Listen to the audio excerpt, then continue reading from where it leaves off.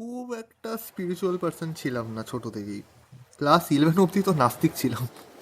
যারা বলতো গড নেই তাদের ইন্টেলেকচুয়াল ভাবতাম, ডিবেট করতাম গডের এক্সিস্টেন্সের ওপর।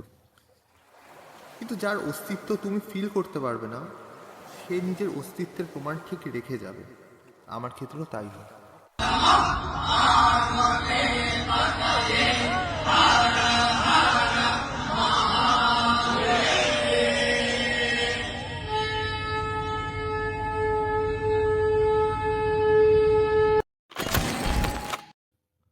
অল্প বিদ্যা ভয়ঙ্করী।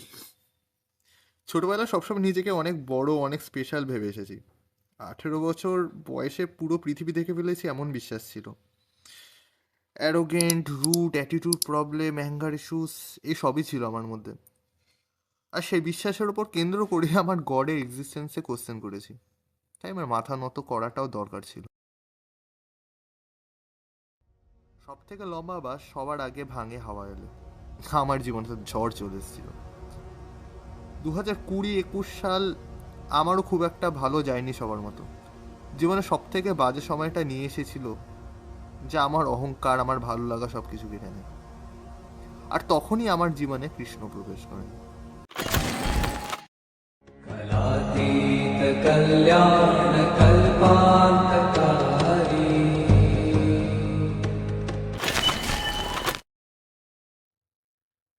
আমার গড বিলিফ নিজের মতো।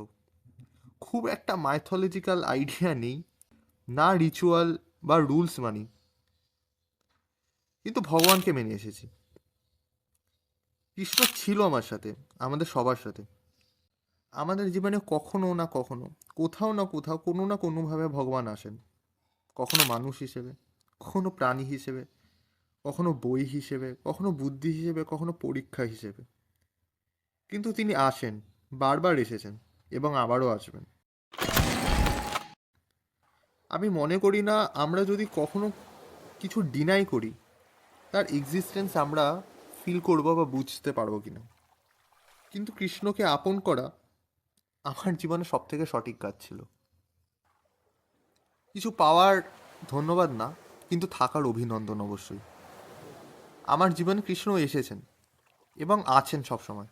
2020 সালে পেয়েছিলাম বন্ধু হিসেবে, জীবনে প্রথম থেকে পেয়ে এসেছি দিদি হিসেবে এবং মা হিসেবে।